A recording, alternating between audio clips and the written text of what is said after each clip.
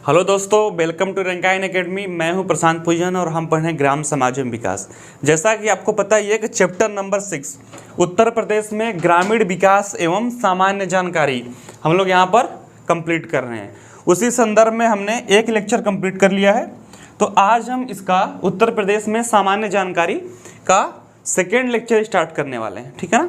जैसा कि मैंने अपने पहले ही लेक्चर में बताया था कि जो मेरा सेकेंड लेक्चर आएगा वह जनजाति एवं अनुसूचित जनजाति पे आएगा। ठीक है ना। अनुसूचित जाति एवं अनुसूचित जनजाति समाज पे आएगा। तो सबसे पहले इस चैप्टर को स्टार्ट करने से पहले हम यह देख लेते हैं कि अनुसूचित जाति एवं अनुसूचित जनजाति समाज का मतलब क्या होता है। ठीक है ना। देखिए, अनुसूचित जाति को सामान्यतः हम उन जातियों को कहते हैं कि जो शोषण का शिकार रहे हैं, जो शोषण का शिकार रहे हैं, जो वर्ण व्यवस्था के शोषण का शिकार हुए, कि जिनको शिक्षा या फिर अवसर की समानता उन्हें नहीं मिल पाई। ठीक है ना। लेकिन अनुसूचित जनजाति जो होते हैं, ऐसा माना जाता है कि उनके खिलाफ कुछ भी साजिश वाजिश नहीं हुई। वो ऐसे लोग हैं जो कि अपने स्वेच्छा से जंगलों में रहते थे। ठीक है ना। वो आदिवासी प्रवृत्ति के थे, उनका खान पान रहन सहन सब कुछ जंगल में था, तो उनको जनजाति बोलते हैं। ठीक है। तो अनुसूचित जाति जो है वो सामान्यतः शोषित वर्ग को बोलते हैं, और जनजाति जो होते हैं वो जंगलों में निवास करने वाले। ठीक है। तो यह इसका अंतर है, और पिछली कक्षाओं में हमने इसके बारे में डिटेल से पढ़ाया भी है। तो अनुसूचित जाति के बारे में अपने उत्तर प्रदेश में कुछ डेटा देखते हैं कि इनकी स्थिति क्या है, इनकी जनसंख्या कितनी है, इनका रहन सहन खान पान, उनके बारे में थोड़ा सा डिटेल से पढ़ते हैं। आइए देखते हैं। वर्ष सन 2011 की अंतिम जनगणना रिपोर्ट। जैसा कि आपको पता ही है कि सन 2001 के बाद सन 2011 में जनगणना हुई। 21 में प्रस्तावित थी, लेकिन कोरोना महामारी के चलते यह जनगणना नहीं हो पाई है अभी तक। तो वर्ष सन 2011 की अंतिम जनगणना रिपोर्ट के अनुसार राज्य में अनुसूचित जातियों की कुल संख्या, जब 11 में जनगणना हुई थी तो राज्य में 19-20 करोड़ आबादी थी। तो उस समय जो अनुसूचित जाति की कुल जनसंख्या थी, यानी कि अनुसूचित जाति के जो लोग थे उनकी जनसंख्या कितनी थी, इसके बारे में यहाँ दिया गया है। तो उनकी जो जनसंख्या थी वो 4 करोड़ 13 लाख समथिंग थी। ठीक है ना। 57,608। उत्तर प्रदेश में अनुसूचित जाति की मैं बात कर रहा हूँ, जिनको हम सामान्यतः SC बोलते हैं, SC। ठीक है। इनको शोषित वर्ग भी कहा जाता है। तो इनकी जो जनसंख्या थी 20 करोड़ में लगभग 4। ठीक है ना। हाँ, 4 करोड़, जो प्रदेश की कुल जनसंख्या के 20.7% थी, यानी कि 1/5वां भाग अनुसूचित जातियों का है हमारे उत्तर प्रदेश में, और इनकी जनसंख्या जो आंकड़ों में है वह 4 करोड़ के आसपास है। देश में जनसंख्या की दृष्टि से सर्वाधिक अनुसूचित जाति वाला राज्य उत्तर प्रदेश है। यह डेटा आपको याद करना है कि हमारे पूरे देश में, हमारे पूरे भारतवर्ष में ऐसा कौन सा राज्य है जहां पर अनुसूचित जाति के लोग सर्वाधिक पाए जाते हैं। ठीक है ना। उनकी जनसंख्या जो है वो सर्वाधिक है। तो इसका आंसर हमारा उत्तर प्रदेश है। यानी कि अनुसूचित जाति के जो लोग हैं जनसंख्या में, वह उत्तर प्रदेश में सर्वाधिक हमारे पूरे भारतवर्ष में। ठीक है। आइए नेक्स्ट देखते हैं। देश में अनुसूचित जाति की सर्वाधिक प्रतिशत वाला राज्य पंजाब। ठीक है ना। 31.9%। देखिए यहाँ पर एक बार इसको हम स्पष्ट कर देते हैं, आप लोग को कन्फ्यूजन ना हो। जनसंख्या जो है वो 4,13,57,608 है। लेकिन यहाँ पर एक आप लोग को कन्फ्यूजन हो सकता है कि सर यहाँ पर फिर 31.9% क्यों दे रहा है। इसमें अंतर क्या है कि जैसे पंजाब में मानिए कि 100 लोग हैं, पंजाब में 100 लोग हैं, तो इनमें से 31 लोग जो हैं वह अनुसूचित जाति के हैं। ठीक है ना। अब पंजाब की आबादी कम है, तो उसके अनुसार यहाँ पर जो जनसंख्या है वो कम है। लेकिन उत्तर प्रदेश में प्रतिशत में तो कम है, लेकिन टोटल जनसंख्या जो है उत्तर प्रदेश की लगभग 20 करोड़ है, इसलिए उस अनुसार से जनसंख्या नंबर में अधिक है, लेकिन प्रतिशत में कि 100 में से कितने लोग हैं उसमें पंजाब सबसे पहले है। ठीक है ना। मैं आपको जब इसके बारे में डिटेल से पढ़ा रहा था पिछली कक्षाओं में, तो मैंने एक चीज़ आपको बताया था कि अनुसूचित जनजाति जो है, अनुसूचित जाति नहीं, अनुसूचित जनजाति, जो कि जंगलों में आदिवासी लोग जो होते हैं, उनकी जनसंख्या पंजाब में 0 है, हरियाणा में 0 है। ठीक है ना। लेकिन अनुसूचित जाति, कभी कभी बच्चे इस बात को लेकर कंफ्यूज होते हैं कि अनुसूचित जनजाति तो 0 है तो अनुसूचित जाति भी कम होगी, लेकिन ऐसा नहीं है, ऐसा नहीं है। पंजाब में अनुसूचित जाति जो है वो यदि प्रतिशत में मैं बात करूं, औसत में कि कितने में से कितने हैं, तो उस दृष्टि से सबसे अधिक है। ठीक है, सिंपल सी मैं बात बोलता हूँ, अगर 100 लोग हैं ना तो 100 लोग में से अनुसूचित जाति के 32 लोग हो गए। ठीक है, हाँ, उस तरीके से। जबकि इस दृष्टि से उत्तर प्रदेश में 20.7% का स्थान चौथा है। यदि औसत में पूछे तो उत्तर प्रदेश चौथे नंबर पे है, और जनसंख्या की दृष्टि से वह पहले नंबर पे है, और पंजाब प्रतिशत की दृष्टि से पहले नंबर पे अनुसूचित जाति की मैं यदि बात करूं तो। आइए, प्रदेश में सर्वाधिक अनुसूचित जाति जनसंख्या वाला जिला सीतापुर है। सीतापुर एक उत्तर प्रदेश का जिला है जिसमें अनुसूचित जाति के लोग सबसे अधिक पाए जाते हैं। आपसे पूछ ले कि उत्तर प्रदेश का ऐसा कौन सा जिला है जहां पर अनुसूचित जाति की जनसंख्या सर्वाधिक है, तो आंसर क्या होगा? सीतापुर। ठीक है ना। आइए, तथा सबसे कम अनुसूचित जाति वाला जिला बागपत है। ठीक है, हमने जिला के बारे में पढ़ा था कि हमारे उत्तर प्रदेश में 75 जिले हैं, तो उनमें से सीतापुर जो जिला है उसमें अनुसूचित जाति के लोग, ठीक है ना, यानी कि एससी समाज के लोग सीतापुर में सबसे अधिक पाए जाते हैं।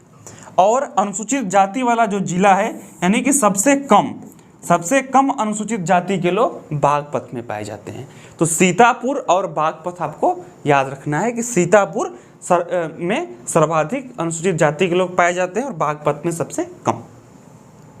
प्रदेश में सर्वाधिक अनुसूचित जाति प्रतिशतता वाला जिला कौशाम्बी है। देखिए, फिर अंतर आ गया जनसंख्या में, यानी कि जनसंख्या में मैं बोलूं कि जैसे 10 लाख हैं, जनसंख्या में सर्वाधिक है कि 1 करोड़ में से 1 करोड़ लोग हैं, ठीक है ना, तो उसमें से 10 लाख लोग जो हैं वो अनुसूचित जाति के हैं। अब 10 लाख जो जनसंख्या है वह प्रदेश के किसी जिले में नहीं है, तो इसका मतलब जनसंख्या की दृष्टि से उस प्रदेश में सर्वाधिक अनुसूचित जाति के लोग हैं। ठीक है ना। अब सपोज करिए कि अब किसी जिले की जनसंख्या जो है वो 10 लाख है, ठीक है ना, लेकिन उसमें से 10 लाख में से 2 लाख लोग अनुसूचित जाति के हैं। इसका मतलब क्या हुआ कि 20% लोग यहाँ पर अनुसूचित जाति के हैं, और यहाँ पर भले से 1 करोड़ थे लेकिन प्रतिशत में 10% ही थे। ठीक है ना।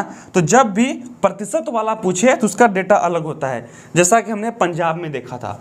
पंजाब में जनसंख्या की दृष्टि से कम है, लेकिन औसत कि कितने लोग में से कितने लोग अनुसूचित जाति के हैं, ठीक है ना, तो वह हमारा पंजाब 31.9% के साथ पहले नंबर पे है। और उत्तर प्रदेश जनसंख्या की दृष्टि से पहले नंबर पे है, लेकिन प्रतिशत में चौथे नंबर पे है। उसी प्रकार से सीतापुर जिला जो है उत्तर प्रदेश का, वह जनसंख्या की दृष्टि से पहले नंबर पे है, लेकिन कौशाम्बी जिला प्रतिशत की दृष्टि से पहले नंबर पे है कि कितने में से कितने लोग। यदि 100 लोग हैं तो यहाँ पर 35 लोग अनुसूचित जाति के हैं, ठीक है ना, लेकिन सीतापुर में जनसंख्या अधिक है, ठीक है, तो वहाँ पर ज़्यादा लोग हैं अनुसूचित जाति के, लेकिन औसत में कम है। तो मैं आशा करता हूँ कि आपको जनसंख्या और औसत में अंतर समझ में आ गया होगा। ठीक है। सबसे कम प्रतिशत वाला जिला बागपत, यानी कि 100 में से लगभग 11-12 लोग ही अनुसूचित जाति से संबंधित हैं। ठीक है ना। अब राज्य के अनुसूचित जातियों का लिंगानुपात सन 2011 की जनगणना के अनुसार 907 है। ठीक है ना। अब अनुसूचित जातियों के यदि मैं लिंगानुपात की बात करूं, लिंगानुपात का मतलब क्या होता है कि कितने पुरुष पर कितनी महिलाएं हैं। मैं यदि एक गांव की बात करूं तो गांव में तुलना की जाए, किस गांव में 110 पुरुष हैं, सपोज करिए कि इस गांव में 100 पुरुष हैं, तो कितनी महिलाएं हैं। ठीक है ना। यदि मैं इसका तुलना 1000 से करूं, इस गांव में 1000 पुरुष हैं तो 907 महिलाएं हैं। तो अनुसूचित जातियों में यह जो लिंगानुपात है, लिंग का अनुपात, यानी कि महिला और पुरुष का जो अनुपात है वो काफ़ी कम देखने को मिलता है, यानी कि 907। 1000 पुरुषों पर अनुसूचित जाति जो एससी समाज के हमारे भाई बहन हैं, उनमें महिलाओं की स्थिति, इससे हम समझ सकते हैं कि बहुत अच्छी नहीं है। यदि लिंगानुपात कम है तो इससे हम समझ सकते हैं कि महिलाओं की स्थिति अच्छी नहीं है। ठीक है ना, यह इंडिकेटर होता है। तो कहने का तात्पर्य क्या है कि अनुसूचित जाति का जब सन 2011 में जनगणना हुआ था तो जो लिंगानुपात निकल के आया था वह 907 था। आजमगढ़ में अनुसूचित जातियों में सर्वाधिक लिंगानुपात पाया जाता है। जैसे, ठीक है ना, अब आजमगढ़ की यदि मैं बात करूं कि आजमगढ़ जिले में जो अनुसूचित जाति निवास करती है उसका लिंगानुपात कितना है, तो आजमगढ़ में यदि आपसे पूछ ले कि आपके प्रदेश में ऐसा कौन सा जिला है जहां पर अनुसूचित जाति का लिंगानुपात सर्वाधिक पाया जाता है, तो आंसर आपको आजमगढ़ लगाना है। यहाँ पर क्या है कि 1000 पुरुषों पर महिलाओं की संख्या अधिक है, यानी कि 1000 पुरुष हैं तो 1021 महिलाएं हैं, 21 महिलाएं अधिक हैं आजमगढ़ में। मैं अनुसूचित जाति की बात कर रहा हूँ। किसकी बात कर रहा हूँ? अनुसूचित जाति की।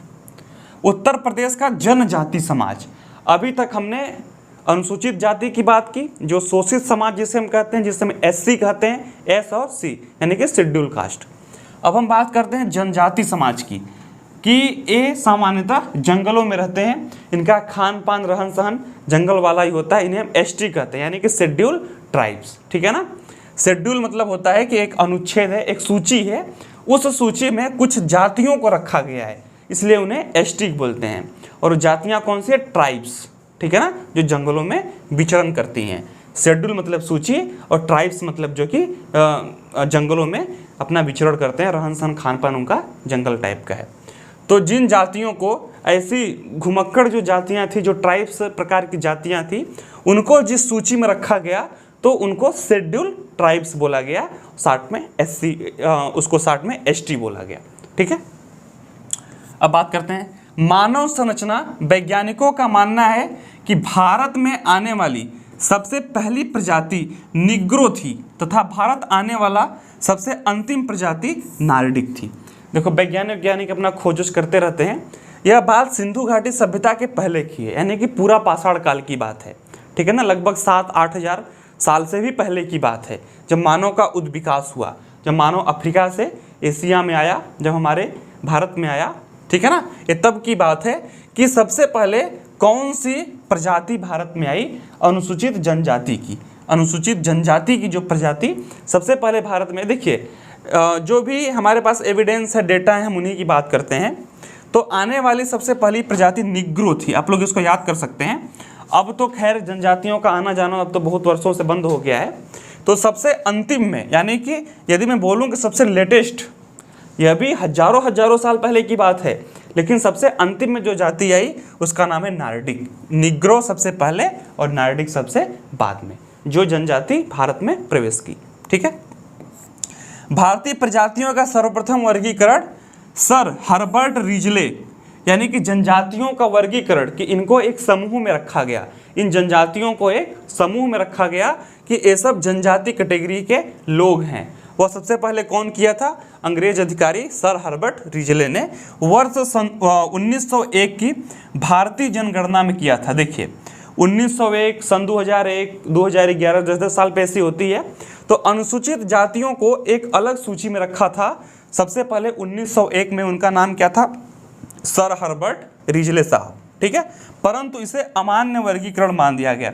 यह एक्चुअली डिस्प्यूट पैदा करने के पर्पज से किया गया था, जिसको बाद में अमान्य मान दिया गया कि इन्होंने जो कैटेगरी बनाई है वह सही नहीं है, लेकिन इन्होंने कुछ प्रयास किया था, इसलिए इनको हम पढ़ते हैं।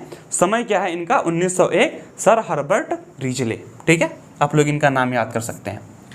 अब जब 1901 वाले को रिजेक्ट कर दिया गया तो किसको मान्यता मिली उसको देखते हैं। वर्ष 1931 यानी कि 30 वर्षों के बाद डॉक्टर गुहा, सर्वमान्य वर्गीकरण डॉक्टर गुहा ने प्रस्तुत किया। सर हर्बर्ट रिजले के 30 वर्षों बाद 1931 में डॉक्टर गुहा ने एक वर्गीकरण दिया, यानी कि एक सूची बनाई जनजातियों की, उसको मान्यता मिली कि नहीं, इन्होंने जो सूची बनाई है यह सही है, ये लोग जनजाति समाज के हैं। भारतीय संविधान के अनुच्छेद 342 के अंतर्गत उत्तर प्रदेश में वर्ष सन 2003 के पूर्व केवल 2 प्रमुख जनजाति समुदाय थारू एवं बुक्सा, देखिए 341 और 342, 341 में अनुसूचित जाति को रखा गया है और 342 में अनुसूचित जनजाति का जिक्र किया गया था। ठीक है ना, तो वर्ष सन 2003 के पहले उत्तर प्रदेश में यदि अनुसूचित जनजातियों की मैं बात करूं तो सन 2003 के पहले उत्तर प्रदेश में दो जनजातियों को प्रमुखता से दर्शाया गया है कि ऐसी कौन कौन सी जनजातियां थी जो उत्तर प्रदेश में मुख्य रूप से पाई जाती हैं। तो उनका नाम क्या है? थारू एवं बुक्शा। ठीक है ना, थारू एवं बुक्शा को हम विस्तार से देखेंगे, इनका रहन सहन खान पान किस प्रकार से था। परंतु वर्ष सन 2003 में भारत सरकार ने उत्तर प्रदेश की 10 अन्य जनजाति समुदाय को अनुसूचित जनजाति की श्रेणी में सूचीबद्ध किया। यानी कि 3 के पहले क्या था? थारू एवं बुक्शा, लेकिन 3 के बाद 10 और को, यानी कि 12 हो गए, 10 और जातियों को अनुसूचित जनजाति का दर्जा मिल गया, यानी कि उनकी श्रेणी में उनको डाल दिया गया। इस प्रकार उत्तर प्रदेश में जनजाति समुदायों की कुल संख्या 12 हो गई। देखिए, सन 2003 के पहले थारू एवं बुक्शा थे और 3 के बाद 10 और को ऐड कर दिया गया, तो टोटल हमारे 12 हो गए। ठीक है ना, अनुसूचित जनजातियों की संख्या हमारे देश में, हमारे प्रदेश में, उत्तर प्रदेश में 12, थारू एवं बुक्शा के बाद 10 और को सन 2003 के बाद ऐड कर दिया गया। आइए आगे पढ़ते हैं। सन 2011 की जनगणना के अनुसार उत्तर प्रदेश में अनुसूचित जनजातियों की कुल जनसंख्या लगभग 11,34,273। अनुसूचित जनजाति को हमने करोड़ों में पढ़ा था ना, कि 4 करोड़ और वहाँ पे कुछ लाख था। तो सन 2001 में इनकी जो जनसंख्या थी वह 1 लाख के आसपास थी। ठीक है, जिसमें इतने पुरुष व इतनी महिलाएं शामिल थी। यहाँ पर इसको 1 0 यहाँ पर और बढ़ा दीजिएगा। ठीक है, 10,79,063 थी, जिसमें 5,81,000 पुरुष और 5,53,000 महिलाएं थी।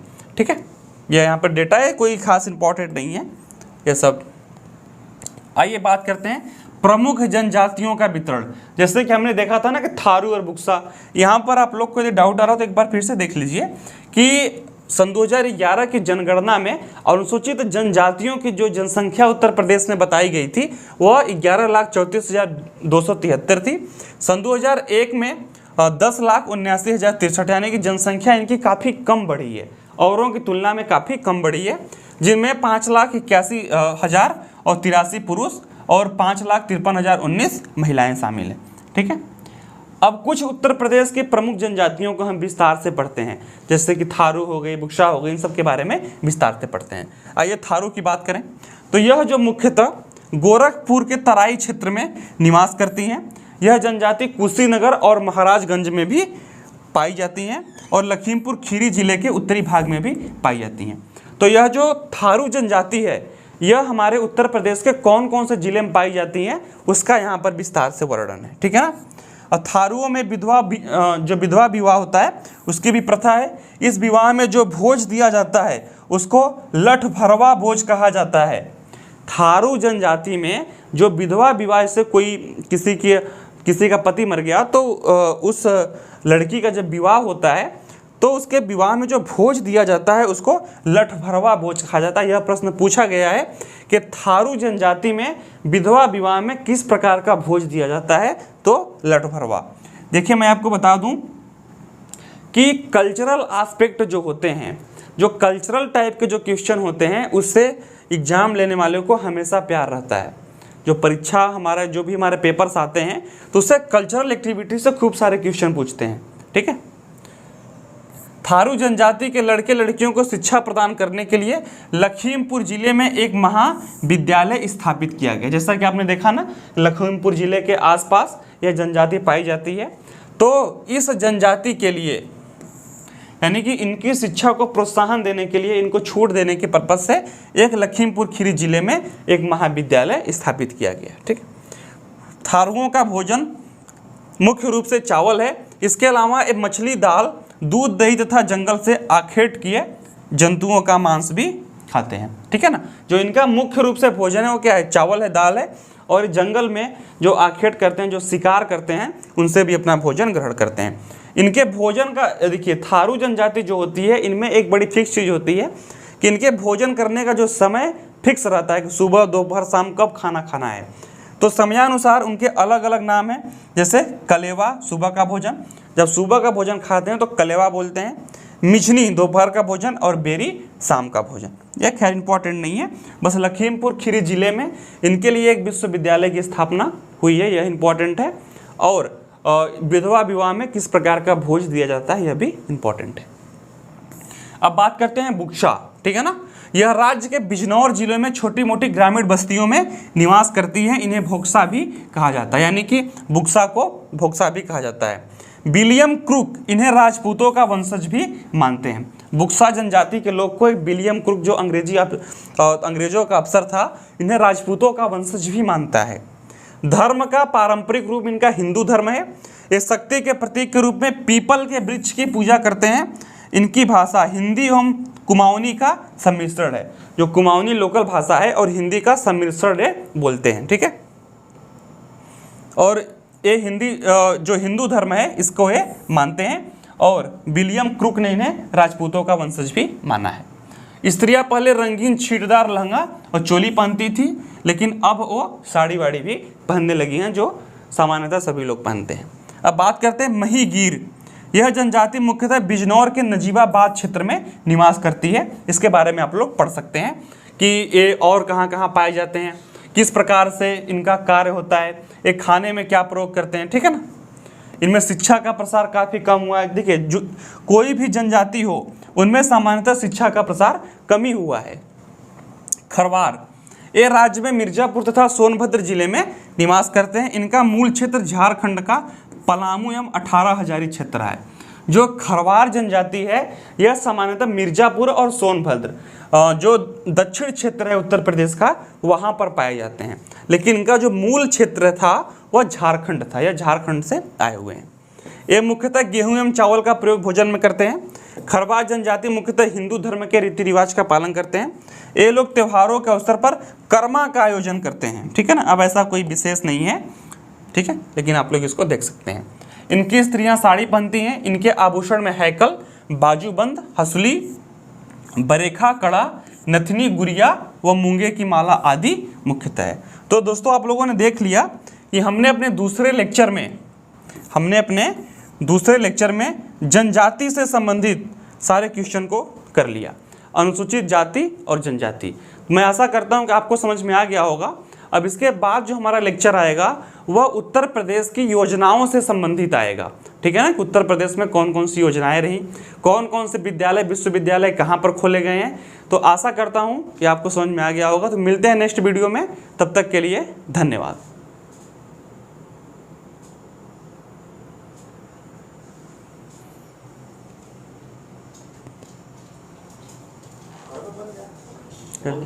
हाँ, इसको कट कर दीजिएगा।